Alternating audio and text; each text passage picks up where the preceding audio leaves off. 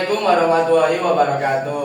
Waalaikumsalam warahmatullahi wabarakatuh. Selamat pagi semuanya. Yang terhormat Ibu Zizi, Ibu Maizia Masya Basya, MSEI, selaku dosen mata kuliah Etika dan Hukum Bisnis.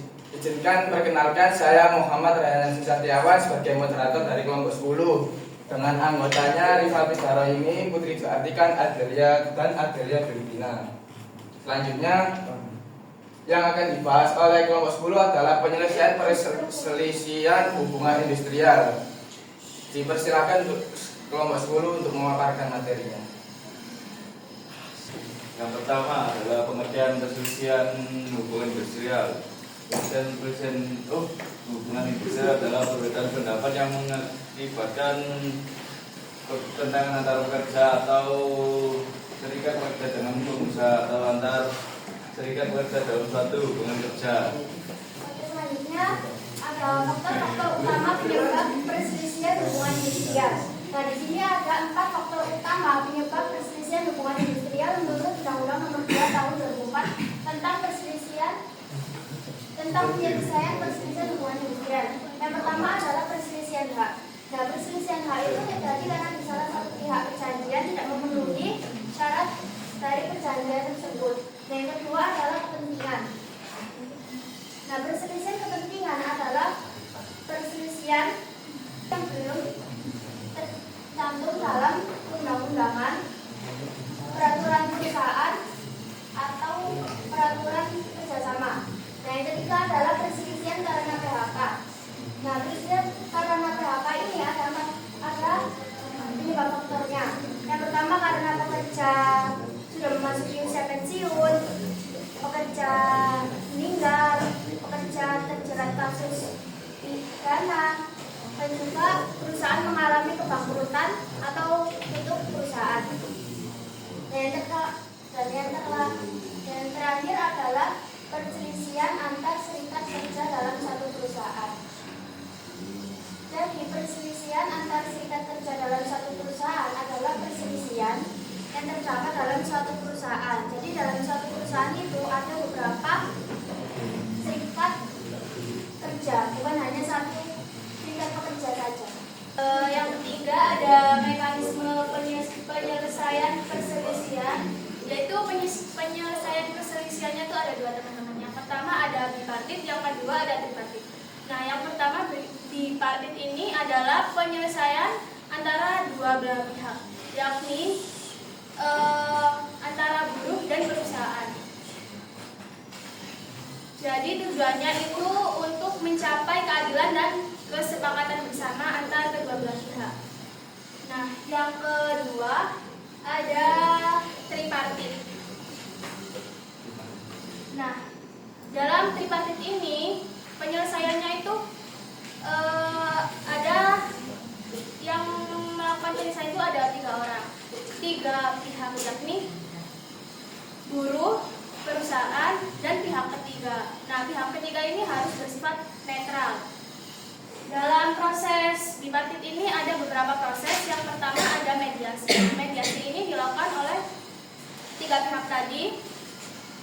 Lalu pihak penengahnya namanya itu mediator. Nah, mediator ini berperan untuk jembatan antara si pekerja dan pengusaha atau si perusahaan tadi. Akan tetapi si mediator ini tidak memiliki wewenang untuk memberi saran atau rekomendasi. Jadi hanya membantu untuk menyampaikan pendapat antara kedua belah pihak. Nah, yang kedua ada yang namanya konsultasi. Konsultasi sendiri ini memiliki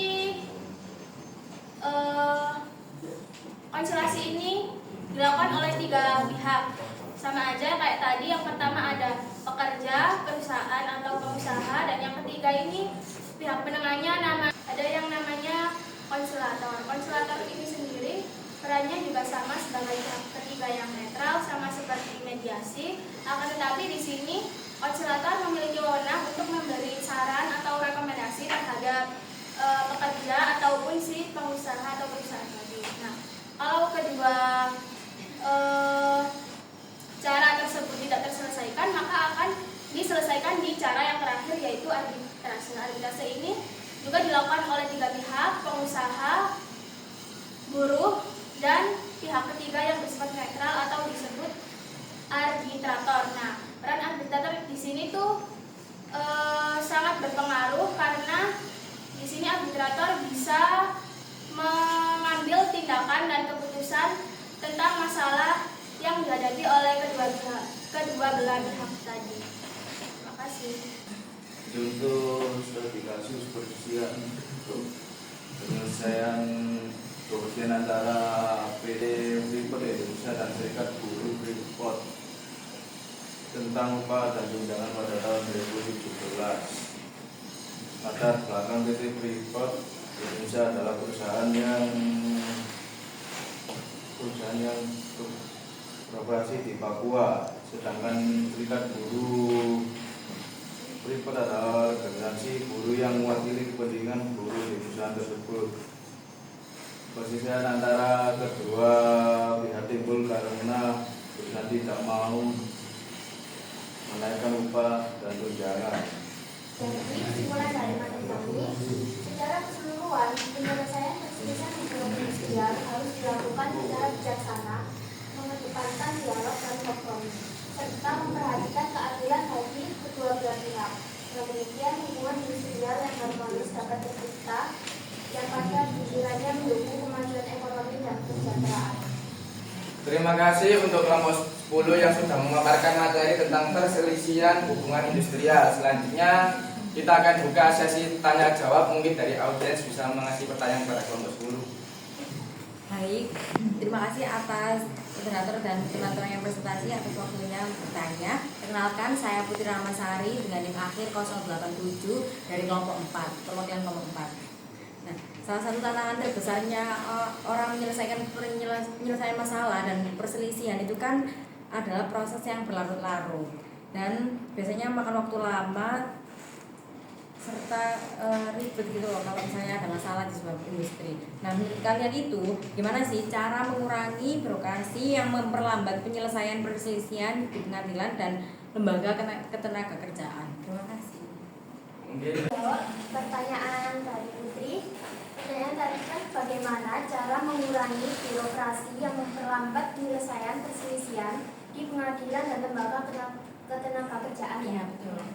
Nah, untuk mengurangi birokrasi yang memperlambat penyelesaian perselisihan di pengadilan dan lembaga ketenagakerjaan memerlukan pendekatan sistematik dan inovatif. Nah, ada beberapa proses untuk mempercepat perselisihan tersebut.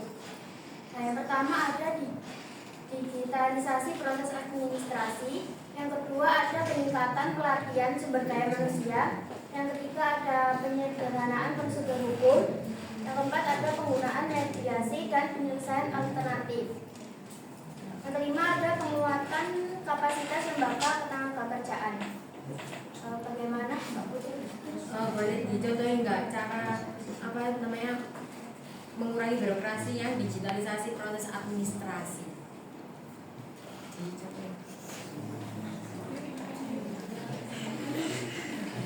Digitalisasi proses administrasi gimana? Maksudnya cara penyelesaiannya?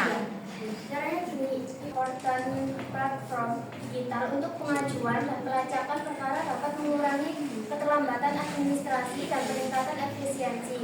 Hal ini juga memungkinkan pengadilan dan lembaga ketenagakerjaan untuk mengelola data lebih cepat dan transparan. Caranya Jadi mengolah data yang lebih cepat. iya. Makasih ya Bea. Muhammad Ismail Ghifari dari kelompok 8. Saya ingin bertanya, mungkin bisa dijelaskan bagaimana dampak dari ketidakpuasan terhadap hasil penyelesaian perselisihan terhadap hubungan jangka panjang antara pekerja dan manajemen perusahaan. Terima kasih. Menjawab pertanyaannya dari Ghifari, pertanyaannya ialah bagaimana dampak dari ketidakpuasan terhadap hasil penyelesaian perselisihan terhadap hubungan jangka panjang antara pekerja dan manajemen perusahaan. Jawabannya ialah ketidakpuasan terhadap penyelesaian perselisihan antara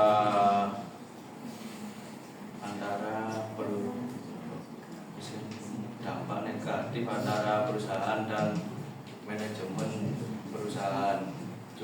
Itu dampaknya adalah penurunan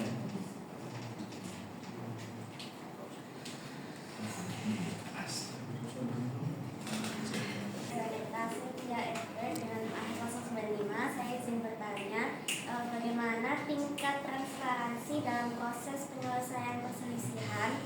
Apakah ada kecenderungan pihak tertentu yang mendapatkan keuntungan karena memiliki akses yang lebih besar terhadap hukum dan regulasi?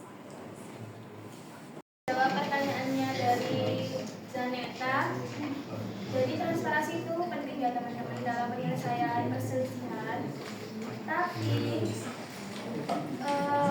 tingkat transparansi dalam penyelesaian perselisihan ini sering terhambat oleh akses informasi yang terbatas bagi pihak yang kurang berpengalaman. Jadi kayak sebagai guru atau pekerja guru itu mereka itu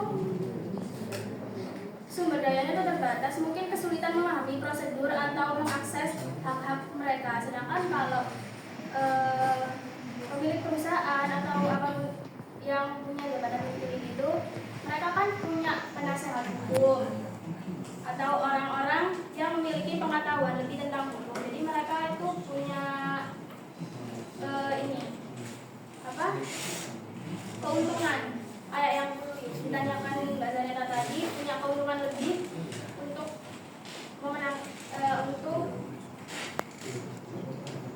mendapatkan hasil yang lebih menguntungkan seperti itu. Terima kasih atas jawaban dari kelompok 10 kepada pertanyaan dari audiens. Mungkin dari saya sedikit ulasan atau kesimpulan dari presentasi hari ini adalah ada beberapa upaya untuk menyelesaikan masalah dan perbedaan pendapat, yaitu ada salah satunya adalah bipartit, mediator, konsiliator, dan arbitrator. Tujuannya untuk apa teman-teman? Tujuannya adalah untuk mencapai kesepakatan yang adil dan keuntungan bagi kedua belah pihak, serta menjaga kelancaran hubungan kerja dan menghindari gangguan dalam kegiatan produksi atau operasional. Mungkin penutup dari saya, mungkin terima kasih presentasi hari ini. Mohon maaf apabila ada salah kata dan perbuatan. Kami tutup. Wassalamualaikum warahmatullahi wabarakatuh. Waalaikumsalam warahmatullahi wabarakatuh.